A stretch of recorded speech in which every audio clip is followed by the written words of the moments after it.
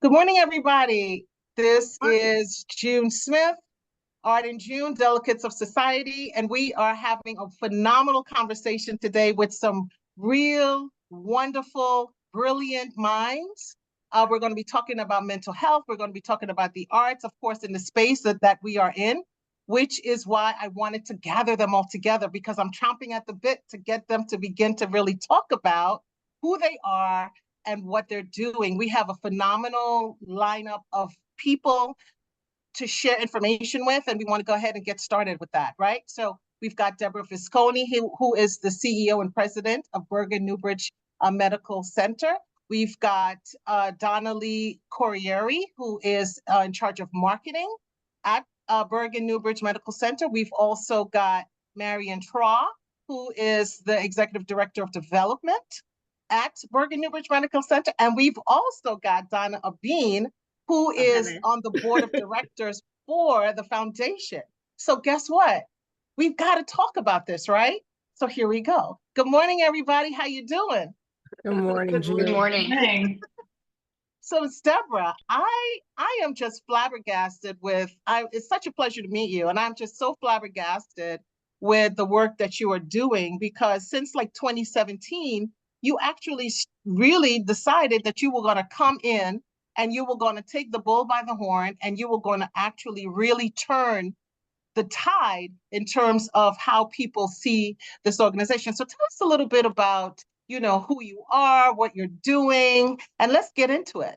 Okay. Well, first of all, thank you for having us, June. It's really a true privilege and pleasure to meet you, and I am deeply grateful for your time and energy to talk with all of us today. So thank you for that.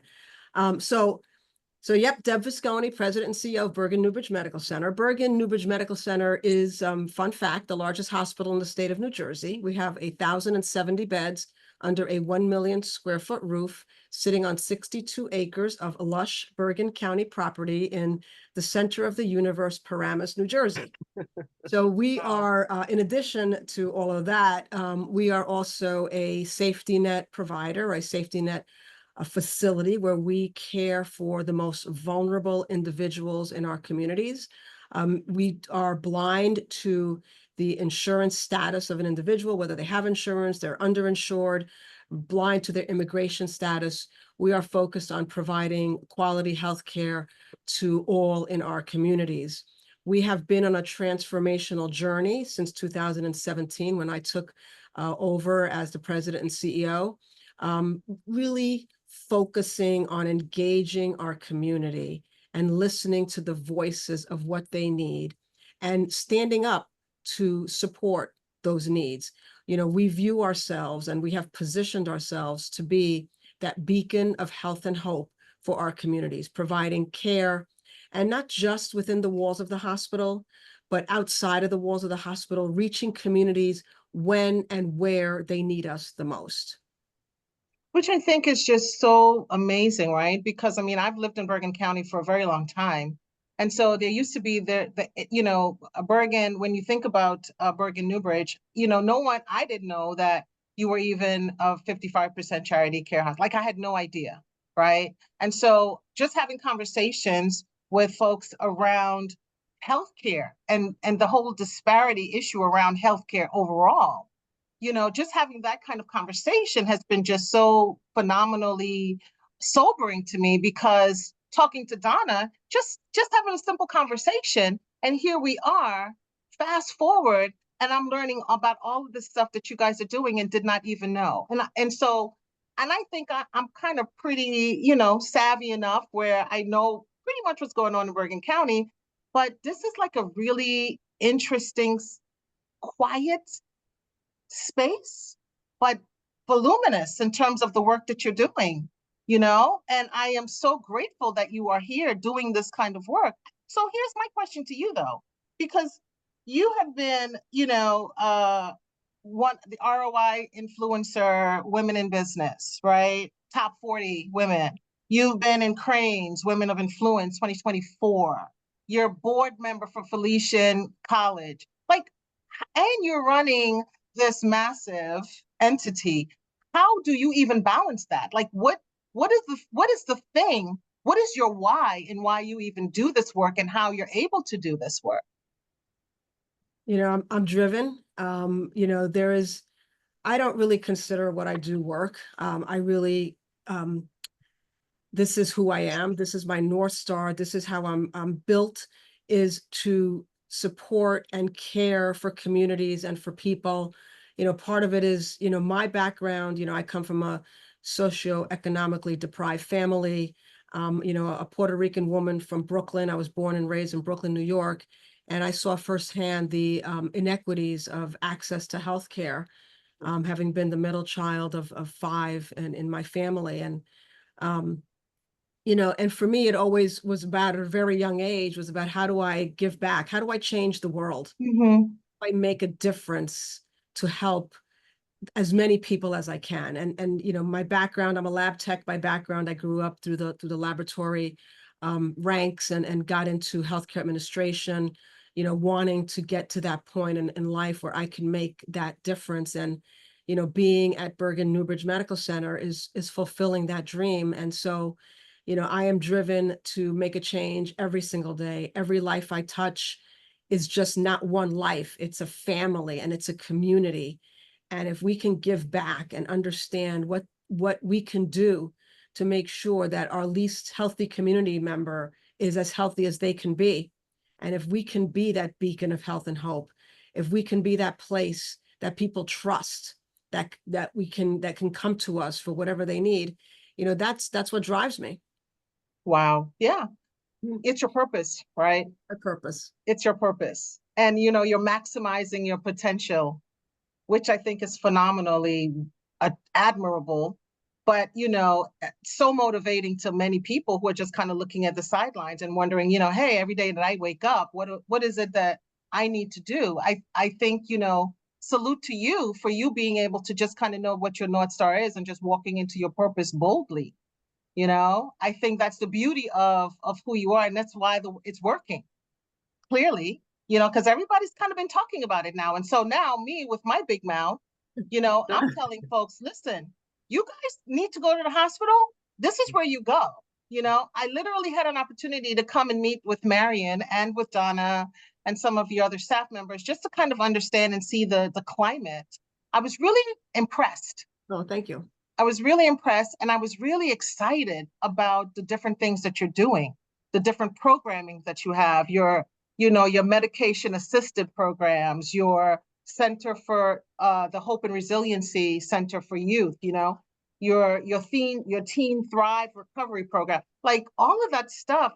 It's just so miraculous that's happening right under our noses. And I really wanted people to get an opportunity to really just learn about that. So tell me something. I'm all in your business now, right? Good. So tell me something. What do you think your staff is amazingly good at? Oh, a lot. But if I had to pick one thing, I would say it's a caring for people. It's really not just delivering extraordinary care, but it's the caring piece, And one of the things that resonates with me is that we treat the illness, but we Mhm. care for the person. And it's the way that the staff here truly cares about everybody that they come in contact with, each other, our communities, our patients, our long-term care residents. I would say my staff is astonishingly good at caring for the human. And that's great, right? Because that's it resonates with me and it's organic. And I'm going to say that because I'm jumping to Marion um, in this conversation only because I am going to say I totally agree with you on that. I met Marion through Donna, right? Marion had no idea who I was. I just came up with this idea and I shared with her, hey, this is what I'm doing. And we had a conversation and here we are. But the one thing that I will say to you about Marion, Marion is authentic in her spirit. Mm-hmm. From the time you meet her to the time she starts talking about the work that she's doing, she is authentic and she's consistent. Mm-hmm. And she is respectful. And I say to you, that's because of your leadership. Yeah. That's because of your vision. That's because of your philosophy. So Miss Marion, if you want to chime in and say something about that, but I just No, wanted to tell you that to your thank face. you. Thank you so much, June. You're too kind and you've made me quite embarrassed. So thank you so much. I really appreciate it. I am humbled. And to underscore your point, it's because of leaders like Deb that it makes us have a platform to pave the way to do what we're passionate about most. We are passionate, as I say, we as a collective, because it's no one person. And Deb actually is the leader for that. She's the leader for the collective unity of all of us banding together to help out a greater cause that's greater than ourselves. And Mhm. that's why I get up every day, is because of her leadership to actually I'm getting emotional. It's not just the pregnancy, but really it's true because of her leadership, because of her advocacy for each individual. We all want to step up because it's beyond something that's just for ourselves. It's for the community. It's for a greater good. It's something that we might see little bits of successes in the short term, but long-term outcomes are going to be coming through in spades, which is Yeah, tremendous. But it's really, yeah. It becomes infectious. yes, Yeah, absolutely. it becomes infectious. Um, So Miss Donna, though, but you know this, and so I know you from another side of the table, but you're so passionate and you're such an advocate. So how did you even get involved with this whole conversation of even being a part of Bergen Newbridge? Because I'm just curious as to what is your why? Well, I know Marion from another part of my life for a while, several years, and um, I got a call from her one day and said, "Do you think you'd be interested in serving on the board of Bergen Newbridge?" I serve on several boards, as you know, and she told me a bit about it, and the seas parted. The seas kind of parted for me because my advocacy in life is, I sat on a board of education for 10 years and people used to say to me, "What do you do there?" And I say, "I do the most for the most." And when she asked me, it was, oh my God, this is a delivery system for me to continue to try and do the most for the most in in the most, what's the word I'm looking for? In the most, I don't want the word visceral, but in the most organic way, in what people need more than anything is to be healthy. Yeah. Okay, is to have a place to turn. My mother, when I was a little bit of a thing, told me, before you do anything, and I, like Deb, came from, my father was a bartender, my mother worked in a shop, uh, she said, before you do everything every month, when you grow up, you pay your health care. She says, I don't care if you can't pay your rent. I don't care if you can't eat. You pay your health care. And this was, 55 years ago, she said this to me. Wow. And healthcare was, $15.23 a month at that time or something like that. But she saw the importance of being healthy. And I was lucky my whole life to have health care, either through where I worked, or my husband and I paid it ourselves. And I said, if we didn't have to pay health care, we'd be millionaires now, but we did, and we do. How And about that? so this afforded me the opportunity to help promote healthy lifestyles and help people who were not as privileged as I to have a mother who always paid her health care the first thing every month. And it's like I said, it just filled a gap in my life, where, because I do this and I do that and I do this and I do that and I help as many different areas of it as I can. And this kind of put them all under one roof, Yeah. mental health, LGBTQ, people who can't afford things. It's all under one roof. And if I seem excited, it's because I am. Yeah, no, I totally I get am. it. I totally get it. Thank you for that. I totally get that, because as you're talking about this, right, as we're listening to Deb's vision about how she sees this work and why she does what she does, and we're talking to everybody else, Donna Lee, I'm going to jump in. I'm going to ask you, you're marketing this stuff, right? You're taking all of the things that people are saying and you're finding really innovative and creative ways of marketing this and promoting this. So what are some of the things that you're seeing in terms of, what boots on the ground? What are you hearing people say about this work and about this beacon, this vessel of hope? There's so much buzz all around us. I have the unique perspective for have been here for 16, 17 years. So I saw what it was, and then suddenly I got to see what we always hoped it could be, and that was because of Deb's vision and passion, and there is no one like her. The transformation of this medical center and how amazingly easy my job is now, because I have her and the leadership team and people like Marion and Donna who surround with positivity and really connectivity, and I guess also just realness.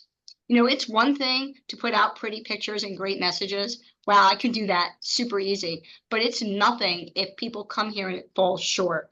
Mm-hmm. But when they come here, they not only get top quality care, they get it delivered in a kind, compassionate, and respectful manner.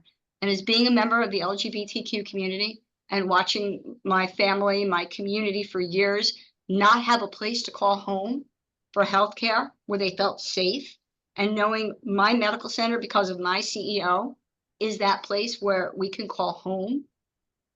There is nothing better. That's the buzz. The messaging is super easy for me to put out because it's real. Yeah. It's Deb. All I have to do is listen to Deb, and I can put it out there, and it has made such a tremendous difference. And it's my why. When you can come to work and do what you love for people that you respect and make a meaningful difference every day, what is better than that? Absolutely. I totally agree with you. That's your golden ticket right there, right? 100%. And then also, correct me if I'm wrong. I'm making an assumptions. I usually don't make assumptions, but I'm going to make one in this case. I'm assuming that the leadership is more like this, arm, a circle instead of a top down type of thing, right? I'm feeling that in this. So, which I think, is a secret to leadership, to good leadership, right? To consistent, strong leadership.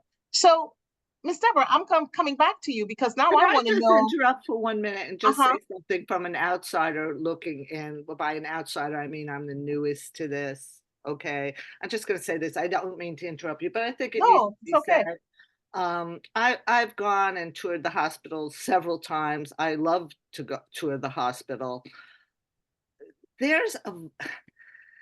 Who wants to go into a hospital for any reason? You don't want to go visit anybody. You don't want to be there. You don't want to go get a test. Okay. No one wants to, quote unquote, go to the hospital. I find reasons to go to this hospital because there is a vibrancy there and there is a connectivity there. When you walk through the halls, first of all, everybody's smiling. Yeah. Okay. Yeah. Everybody's smiling. Yeah. And I've spent my life studying human beings and what motivates them and what they do. And I stand there and I just watch in the halls. And Dr. So-and-so stops to talk to the guy who's mopping the floor, and the person in the kitchen it's hard to explain. It shouldn't be hard for me to. There's a oneness. There is a oneness there where everyone is on equal footing. Okay. And it's such a great feeling to even be in the building. There's a vibe. Okay. It has a vibe and it's a positive vibe. Right. And I think, so thank you for sharing that, Donna, because, it's funny that you said that. I was actually getting ready to ask Ms. Deborah something about that. But now that you said that, I'm going to throw in my story, my experience that I had when I came. I was meeting Marion and I was meeting you. I was, in a meeting in this New York City, and I was rushing back to get to you guys. And so when I came into the door, the security guard, there was another woman that was, I guess, like she was, I want to say, maybe she was like, not maybe concierge, but I'm using that loosely. So she was actually at the door and she was talking to him, and telling him who I was meeting, and I had to do this whole thing on the kiosk and the whole thing, right? And so she strikes up this whole conversation with me. So I was like, I'm waiting for Mary. And she's like, oh, she's pregnant, right? And I was like, yes. And so we're having this whole conversation. And then the next thing I knew, so she said they were going to call her and everything, and she's going to come out and meet me. So I go into the reception area and I put my bag down, and so now I'm just waiting for them to come get me. And she comes over to me and she starts having this whole conversation with me. She was like, "So where are you coming from?" And I said, "Oh, I'm coming from Lower Manhattan, and I was stuck in traffic." And we get into this whole conversation as if I knew her from a while ago, right? And I just thought that was so cool because oftentimes most people they're not gonna do that. They'll be like, look, lady, sit over here in the reception area and wait for your person to come get you. But I think that, that is the thing I wanted to share. As you shared that, I wanted to piggyback on that thought and that conversation, because again, when we're talking about the leadership, right? And the vision behind that, I think that's what makes it so interesting and so organic, right? It is, I totally agree with you. I don't see the layer thing. I see I see this, right? So now that I'm saying that, Ms. Deborah, I want to find out what astonishes you still about this. What gives you goosebumps about this work? About all of the things that we've just said, what gives you goosebumps still?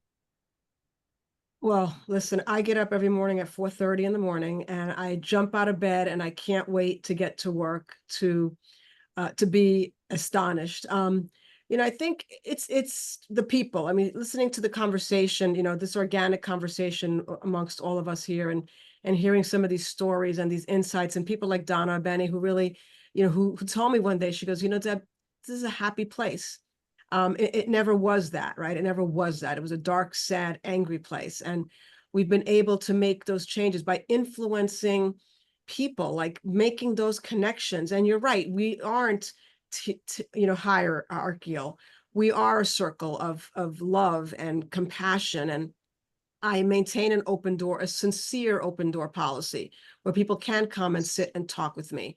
I do some things called Dine with Debbie, where I sit down in a conference room and people can just come and talk with me about how they want to, improve the hospital, things that work, things that they'd like to see done better, ideas that they generate. Every Monday morning I greet all the new employees that come through the door, and I in person, and I talk with them about our pillars of success and how they're all part of that journey of greatness. So for me, what astonishes me is not just the extraordinary individuals that work here in our community support, but it's stories of transformation. When I hear stories of lives that we've changed, of people who we've healed, who've been through our doors and we've touched them in one way or another, and their lives have transformed. I mean, to me, that is just so gratifying and so astonishing, the work that we do. What astonishes me is some of the complexity of the needs of our communities, and some of the things that, how our social determinants of health really are predictive and indicative of people's health, and how complex those needs are, and always trying to figure out how us as a provider, as that beacon, how can we help people? We're talking about opening a food pantry here at the hospital and how we can help people with their food insecurity. And, we put in things with transportation to make sure that people that need our services and they can't reach us have a way to get here. So we're always, looking for those types of programs and initiatives. And a lot of that comes from our staff. Like, they will come and knock on my door and say, can I have 15 minutes of Miss Debbie's time? And they come in here and they tell me, did you hear of one of our brand new employees a couple of weeks ago from the Latino community? He comes up to me and he goes, you know what? People don't know what's happening in the Latino community. Like, can I have flyers in Spanish about our hospital so I can bring them to my church? Oh, And that's it's like, wow, like, Donna Lee, we need a flyer in Spanish. And I get the goose pimples just even thinking about that. I have them. I have Yeah. goosebumps. Right? Like, Yeah. about that. And, Yeah, and if we have a few minutes, June, I just want to tell you this story. please do. And this is, this is why, I come to work every single day of my life and why I get up 4:30 in the morning. So my very first day on the job, October 1st, 2017, I had my brand new badge. I said hospital CEO. I was the first time CEO. I was so excited. This was like my dream come true. I walk out of administrative suite and there's a woman standing in the hallway crying her eyes out, like hysterical. And I said, oh my God. I look around like, can I help you? Are you in trouble? Do you need help from anyone? So she starts telling this story. And she says, my daughter is a good woman. She's an adult daughter. I think she was in her 40s, had knee surgery, was in extreme pain. Her doctor put her on Percocet. She's now addicted to Percocet. She's a teacher. She's about to lose her job. You are the only place that had this detox program that I could enroll her in. And I just got here. And when I get upstairs, they didn't have a bed for her. She goes, I need to speak to someone in charge.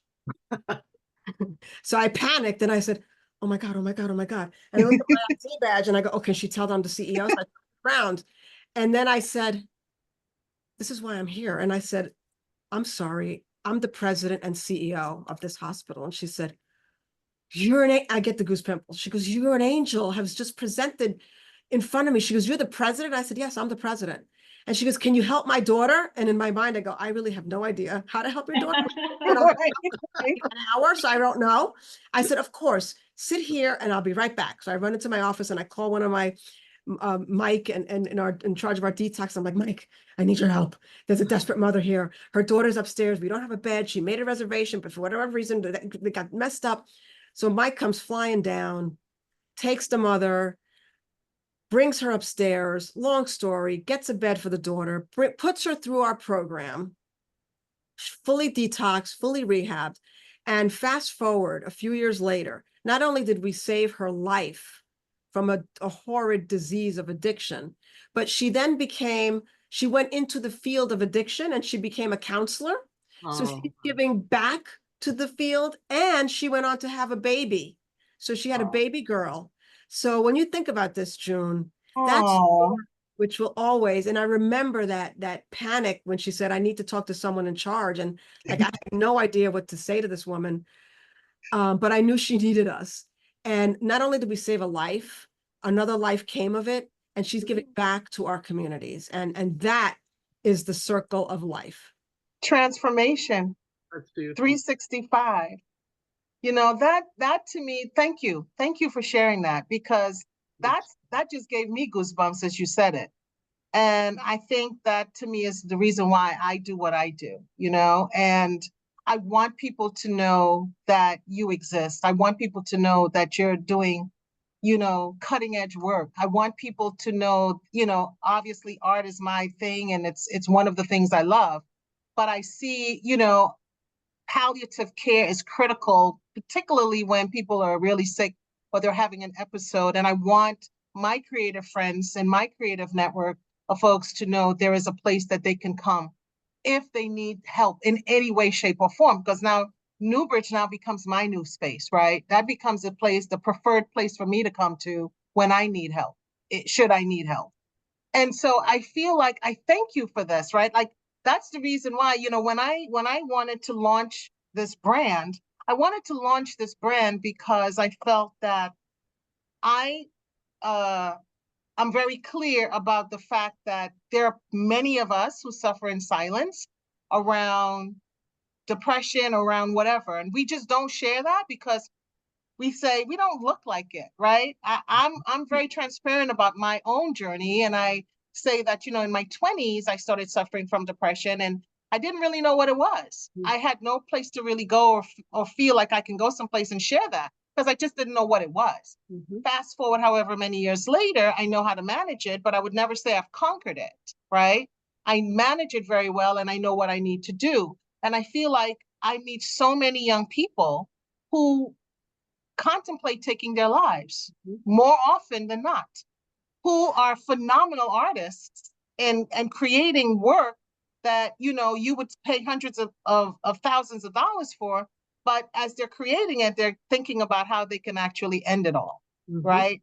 And so this is the reason. So that's why they're delicacies of society, right? Because to me, art is oxygen. And I want people to understand that there is a resource, a space, an oasis that you actually run, that you actually have helped to transform and change. Thank you so much for what you do, and I'm going to forever sing your praises around that. I thank you for the collaborative conversations. I thank you for the ability to be open, to sit with us and just share and talk about, all of the stuff. And I know there's so much more stuff. So like, what's next for you? Okay, so the pantry, I know you guys are broke ground the other day. What else is going on? What's the next thing you want people to know?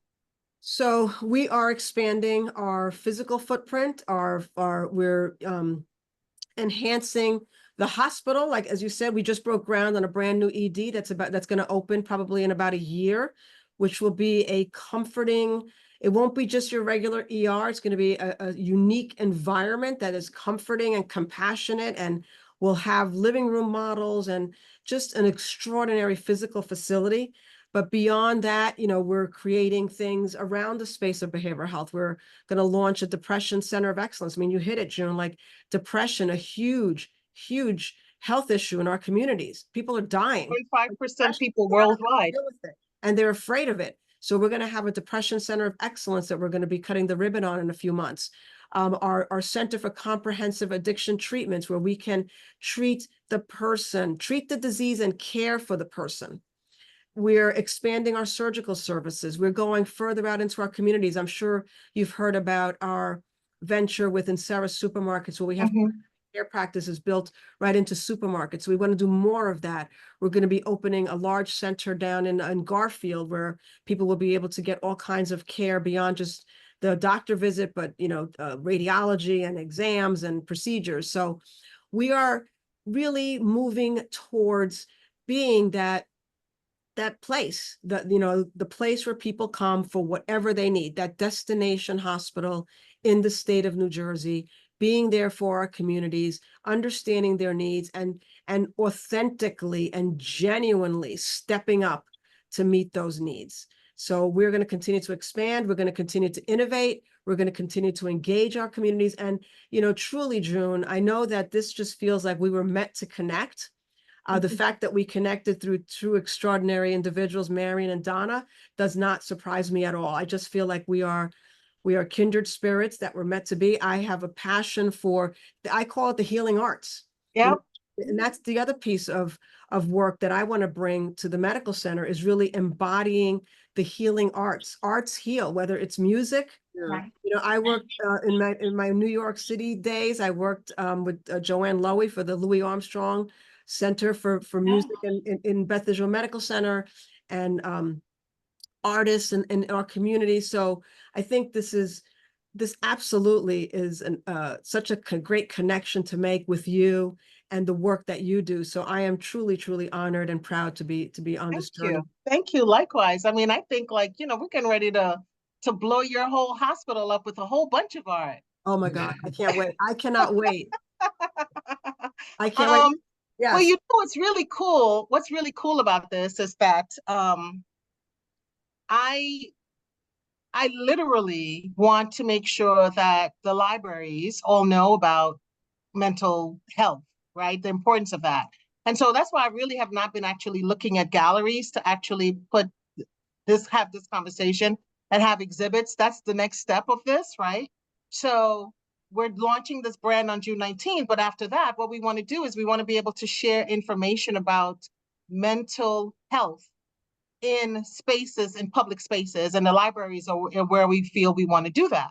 So I think that would be so wonderful to be able to kind of continue these kinds of conversations, because the more people know, I want to destigmatize in every possible way that we can, right? I want people to understand that the work you're doing is vital, and it is like oxygen, and it's just like everything else. And so whatever I can do to help you manifest that, you've got me.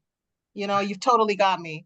I'm not a nonprofit, obviously, but you know what? I also know a lot of people who do a lot of good work, who have a lot of art, and who want to be able to do this, because this is bigger than all of us.